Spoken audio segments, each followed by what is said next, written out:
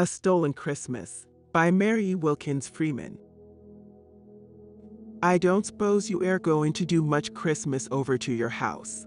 Mrs. Luthreely stood looking over her gate. There was a sweet, hypocritical smile on her little thin red mouth. Her old china blue eyes stared as innocently as a baby's, although there was a certain hardness in them.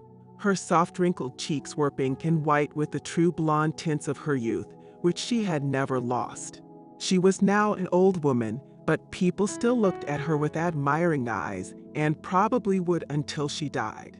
All her life long her morsel of the world had had in it a sweet savor of admiration, and she had smacked her little feminine lips over it greedily. She expected everyone to contribute toward it. Even this squat, shabby, defiant old body standing squarely out in the middle of the road. Margaret Poole had stopped in willingly to exchange courtesies with Mrs. Luthreely. She looked aggressive. She eyed with a sidewise glance the other woman's pink, smirking face. "'Tain't likely we be," she said, in a voice which age had made gruff instead of piping. Then she took a step forward. "Well, we ain't going to do much," continued Mrs. Ely, with an air of subdued loftiness. "We're just going to have a little Christmas tree for the children. Flora's going to get a few things. She says there's a very nice assortment up to White's." Margaret gave a kind of affirmative grunt. Then she tried to move on, but Mrs. Ely would not let her. "I dun know as you have noticed our new curtains," said she. Had she not? Poor Margaret Poole, who had only green paper shades in her own windows, had peeped slyly around the corner of one and watched mournfully, though not enviously, her opposite neighbor tacking up those elegant Nottingham lace draperies and finally tying them back with bows of red ribbon. Margaret would have given much to have scouted scornfully the idea, but she was an honest old woman, if not a sweet one. "Yes, I see 'em," said she shortly. "Don't you think they're pretty?" "Well 'nuff," replied Margaret, with another honest rigor. "They cost considerable. I told Flora I thought she was kind of extravagant. But then Sam's earnin' pretty good wages. I dun know but they may just as well have things.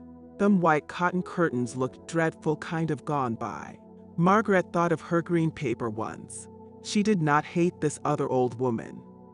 She at once admired and despised her. And this admiration of one whom she despised made her angry with herself and ashamed. She was never at her ease with Mrs. Luthreely. Mrs. Ely had run out of her house on purpose to intercept her and impress her with her latest grandeur, the curtains and the Christmas tree. She was sure of it. Still she looked with fine appreciation at the other's delicate pinky face, her lace cap adorned with purple ribbons, her black gown with a flounce around the bottom. The gown was rusty, but Margaret did not notice that. Her own was only a chocolate calico. Black wool of an afternoon was sumptuous to her.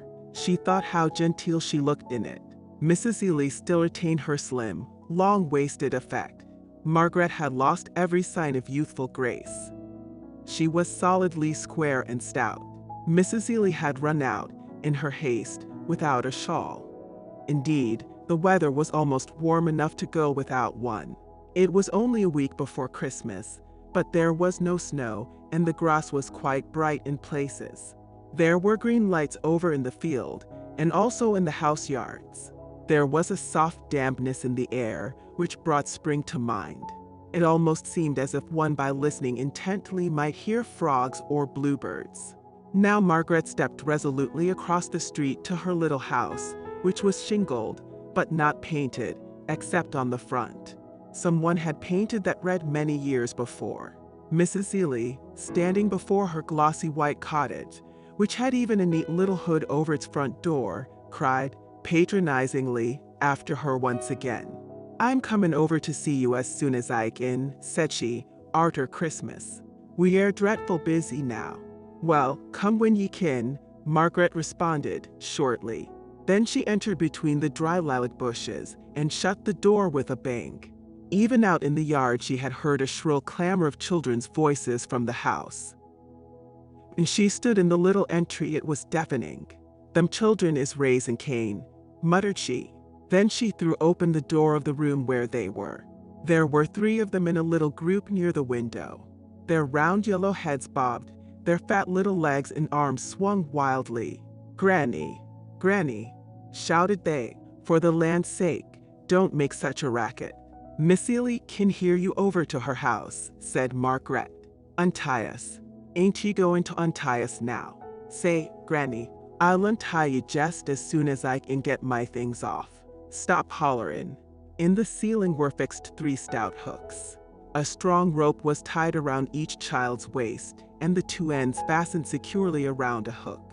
The ropes were long enough to allow the children free range of the room, but they kept them just short of one dangerous point, the stove.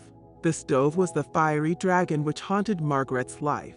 Many a night did she dream that one of these little cotton petticoats had whisked too near it, and the flames were roaring up around a little yellow head. Many a day, when away from home, the same dreadful pictures had loomed out before her eyes. Her lively fancy had untied these stout knots, and she had hurried home in a panic. Margaret took off her hood and shawl, hung them carefully in the entry, and dragged a wooden chair under a hook. She was a short woman, and she had to stretch up on her tiptoes to untie those hard knots. Her face turned a purplish red. This method of restriction was the result of long thought and study on her part. She had tried many others, which had proved ineffectual. Willie, the eldest, could master knots like a sailor. Many a time the grandmother had returned to find the house empty. Willie had unfastened his own knot and liberated his little sisters, and then all 3 had made the most of their freedom. But even Willie, with his sharp 5-year-old brain and his nimble little fingers, could not untie a knot whose 2 ends brushed the ceiling. Now Margaret was sure to find them all where she left them. After the children were set at liberty, she got their supper, arranging it neatly on the table between the windows. There was a nice white table cover, and the 6 silver teaspoons shone. The teaspoons were the mark of a flood tide of Margaret's aspirations, and she had had aspirations all her life. She had given them to her daughter, the children's mother, on her marriage. She herself had never owned a bit of silver, but she determined to present her daughter with some. "I'm going to have you have things like other folks," she had said. Now the daughter was dead, and she had the spoons. She regarded the daily use of them as an almost sinful luxury, but she brought them out in their heavy glass tumbler every meal. "I'm going to have them children learn to eat off silver spoons," she said, defiantly, to their father. "They'll think more of themselves." The father, Joseph Snow, was trying to earn a living in the city 100 miles distant. He was himself very young and had not hitherto displayed much business capacity, although he was good and willing. They had been very poor before his wife died. Ever since he had not been able to do much more than feed and clothe himself. He had sent a few dollars to Margaret from time to time, dollars which he had saved and scrimped pitifully to accumulate, but the burden of their support had come upon her. She had sewed carpets and assisted in spring cleanings, everything to which she could turn a hand. Margaret was a tailoress, but she could now get no employment at her trade. The boys all wore store clothes in these days. She could only pick up a few cents at a time. Still, she managed to keep the children in comfort, with a roof over their heads and something to eat. Their cheeks were fat and pink. They were noisy and happy and also pretty. After the children were in bed that night, she stood in her kitchen window and gazed across at Mrs. Luther Ellie's house. She had left the candle in the children's room. The little things were afraid without it, and she had not yet lighted one for herself. So she could see out quite plainly, although the night was dark. There was a light in the parlor of the opposite house. The Nottingham lace curtains showed finely their pattern of leaves and flowers. Margaret eyed them. "'Tain't no use my trying to get up a notch," she muttered. "'Tain't no use for some folks. They ain't worked no harder than I have. Louise Wheely ain't never begun to work so hard. But they can have lace curtains and Christmas trees." The words sounded envious. Still, she was hardly that. Subsequent events proved it. Her trying to get up a notch explained everything. Mrs. Luther, the lace curtains, and the Christmas tree were as 3 stars set on that higher notch which she wished to gain. If the other woman had dressed in silk instead of rusty wool, If the lace draperies had been real, Margaret would hardly have wasted one wistful glance on them.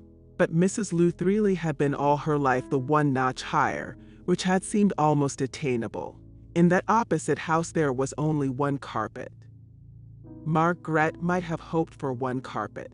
Mrs. Ellie's son-in-law earned only a comfortable living for his family. Margaret's might have done that. Worst of all, each woman had one daughter, and Margaret's had died. Margaret had been ambitious all her life. She had made struggle after struggle. The tailoress trade was one of them. She made up her mind that she would have things like other people. Then she married, and her husband spent her money. One failure came after another. She slipped back again and again on the step to that higher notch. And here she was tonight, old and poor, with these 3 helpless children dependent upon her. But she felt something besides disappointed ambition as she stood gazing out tonight. "Thar's the children," she went on. "Can't have nothin' for Christmas. I ain't got a cent I can spare. If I get 'em enough to eat, I'm lucky." Presently she turned away and lighted a lamp. She had some sewing to do for the children and was just sitting down with it, when she paused suddenly and stood reflecting. "I've got a good mind to go down to White's and see what he's got in for Christmas," said she. "Meb Joseph'll send some money long next week, and if he does, meb I can get him some little thing. It would be a good plan for me to kind of price him." Margaret laid her work down, got her hood and shawl, and went out, fastening the house securely, and also the door of the room where the stove was. To her eyes, the village store which she presently entered was a very emporium of beauty and richness. She stared at the festoons of evergreens, the dangling trumpets and drums, the counters heaped with cheap toys, with awe and longing. She asked respectfully the price of this and that, some things less pretentious than the others. But it was all beyond her. She might as well have priced diamonds and bronzes. As she stood looking, sniffing in the odor of evergreen and new varnish, which was to her very perfume of Christmas arising from its fullness of peace and merriment, Flora Trask, Mrs. Ellie's daughter, entered. Margaret went out quickly. "She'll see I ain't buying anything," she thought to herself.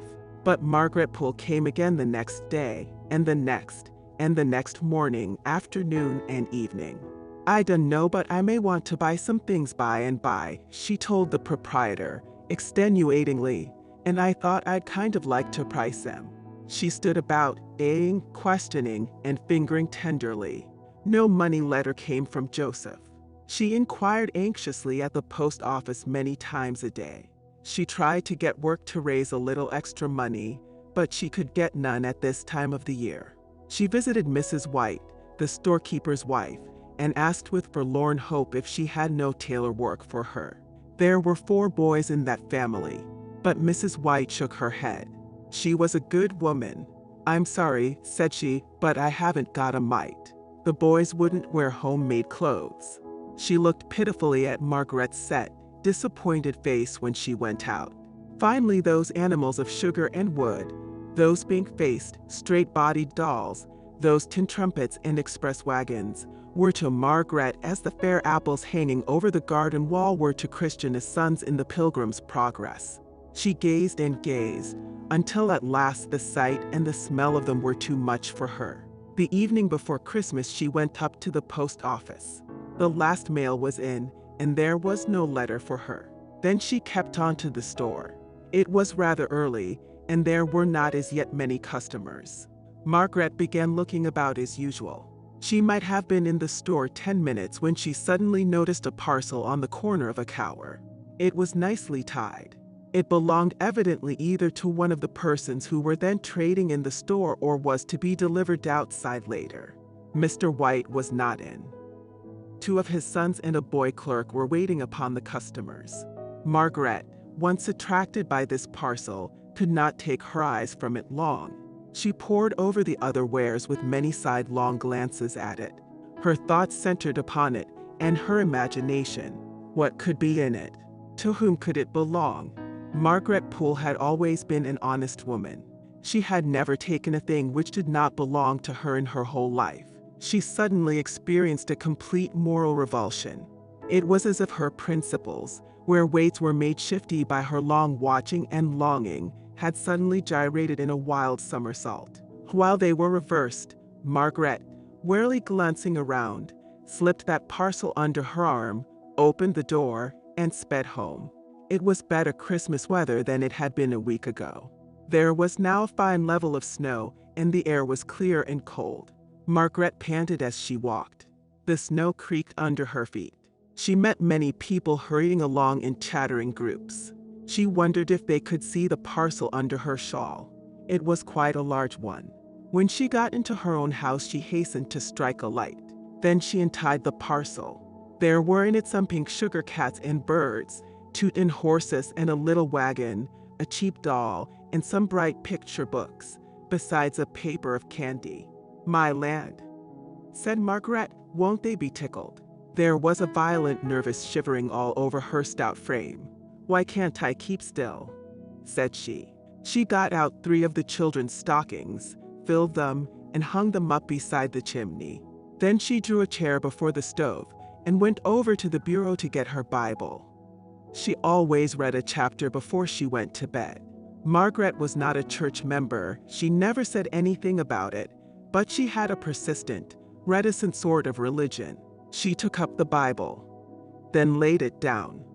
Then she took it up again with a clutch. "I don't care," said she. "I ain't done nothing so terrible out of the way. What can't be errand, when anybody's willing to work, ought to be took. I'm going to wait till arter Christmas. Then I'm just going up to Miss White some arternoon, and I'm going to say, 'Miss White,' says I, 'the day before Christmas I went into your husband's store, and I see a bundle a-layin' on the cower, and I took it, and said nothin' to nobody. I shouldn't ha' done such a thing if you'd give me work, the way I asked you to, instead of going outside and buying things for your boys, and robbing honest folks of the chance to earn. Now, Miss White, I'll tell you just what I'm willin' to do.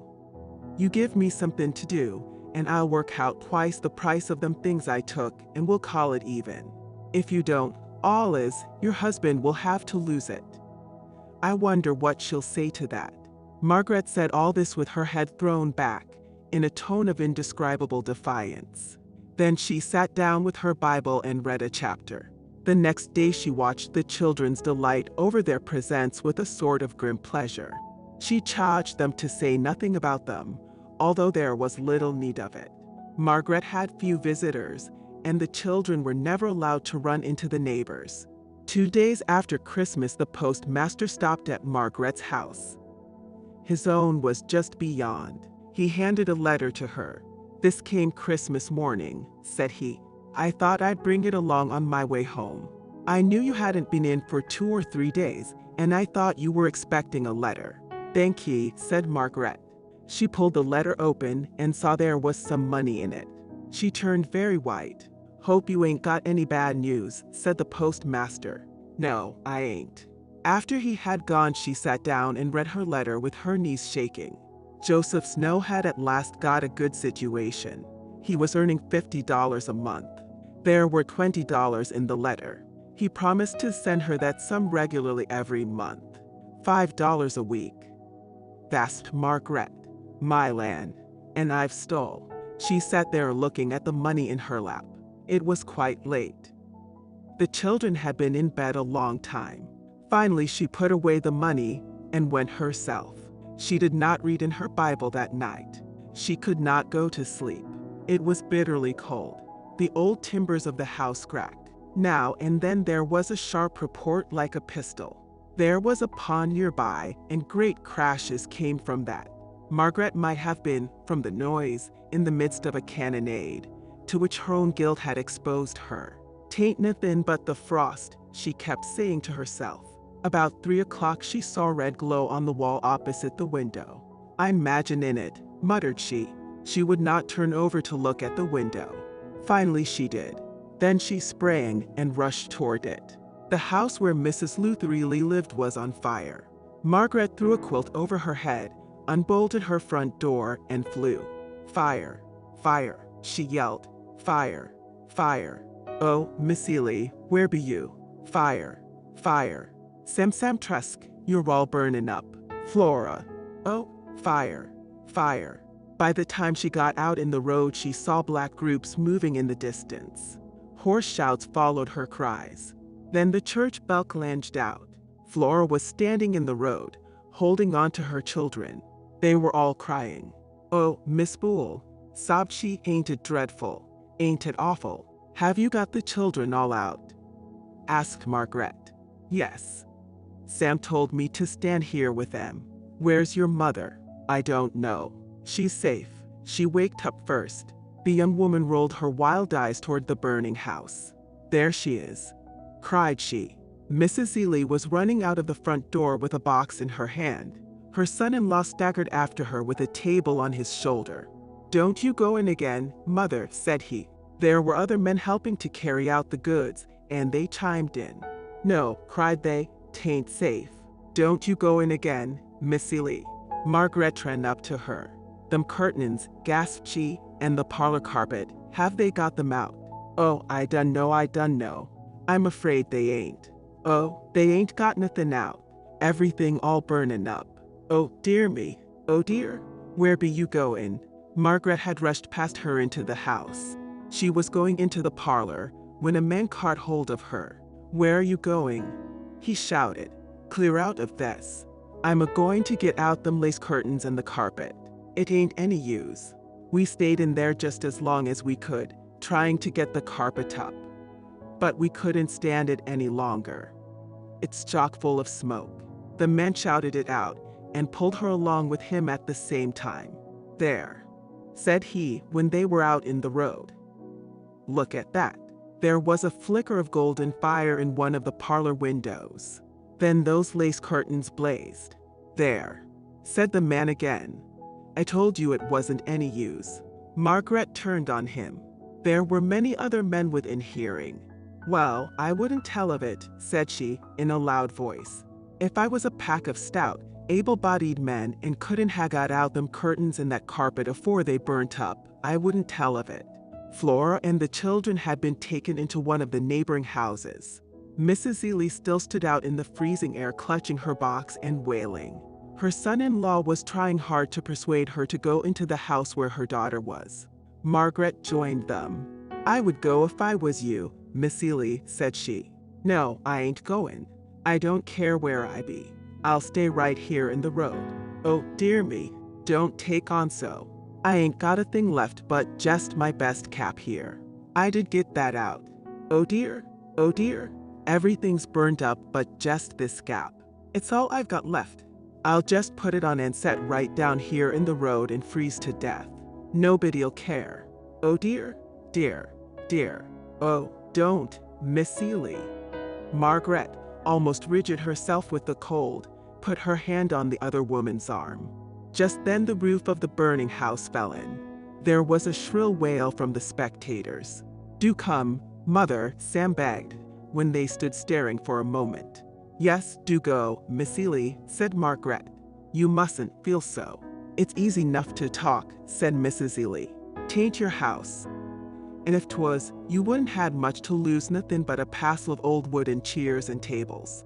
"I know it," said Margaret.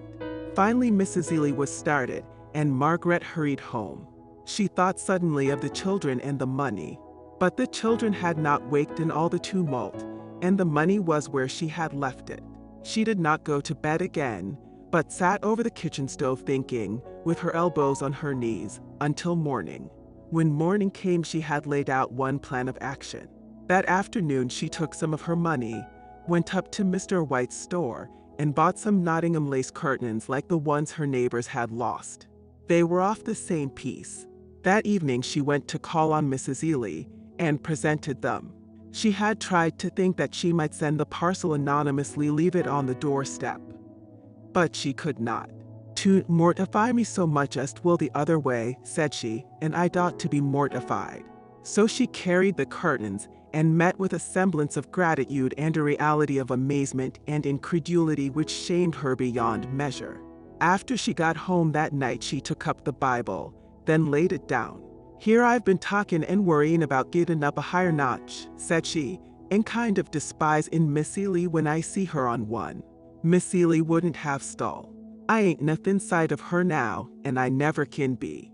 The scheme which Margaret had laid to confront Mrs. White was never carried out. Her defiant spirit had failed her. One day she went there and begged for work again. "I'm willing to do most anything," said she. "I'll come and do your washing or anything, and I don't want no pay." Mrs. White was going away the next day, and she had no work to give the old woman. But she offered her some fuel and some money. Margaret looked at her scornfully. "I've got money enough, thank ye," said she. "My son sends me $5 a week." The other woman stared at her with amazement. She told her husband that night that she believed Margaret Poole was getting a little unsettled. She did not know what to make of her. Not long after that, Margaret went into Mr. White's store and slyly laid some money on the counter. She knew it to be enough to cover the cost of the articles she had stolen. Then she went away and left it there. That night she went after her Bible. "I declare I will read it tonight," muttered she. "I've paid for 'em. She's studying it." Suddenly she began to cry. "Oh dear," she groaned, "I can't. There don't anything do any good, the lace curtains, nor paying for 'em, nor nothin'. I done know what I shall do." She looked at the clock. It was about 9. "He won't be gone yet," said she. She stood motionless, thinking. "If I'm going tonight, I've got to," she muttered. Still she did not start for a while longer. When she did, there was no more hesitation. No argument could have stopped Margaret Poole, in her old hood and shawl, pushing up the road, fairly started on her line of duty. When she got to the store she went in directly. The heavy door slammed to, and the glass panels clattered. Mr. White was alone in the store. He was packing up some goods preparatory to closing. Margaret went straight up to him and laid a package before him on the counter. "I brought these things back," said she. "They belong to you." "Why, what is it?" said Mr. White wonderingly. "Some things I stole last Christmas for the children." "What?" "I still am." She untied the parcel and began taking out the things one by one. "They are all here but the candy," said she. "The children ate that up. Aggie bit the head off this pink cat the other day. Then they've jammed this little horse considerable. But I brought 'em all back." Mr. White was an elderly, kind-faced man. He seemed slowly paling with amazement as he stared at her and the articles she was displaying. "You say you stole them?" said he. "Yes, I stole 'em." "When?" "The night afore Christmas." "Didn't Henry give 'em to you?" "No." "Why, I told him to," said Mr. White, slowly. "I did the things up for you myself that afternoon. I'd seen you looking kind of wishful, you know, and I thought I'd make you a present of them. I left the bundle on the counter when I went to supper, and told Henry to tell you to take it, and I supposed he did." Margaret stood staring. Her mouth was open, her hands were clenched. "I don't know what you mean," she gasped out at length. "I mean you ain't been stealing as much as you thought you had," said Mr. White. "You just took your own bundle."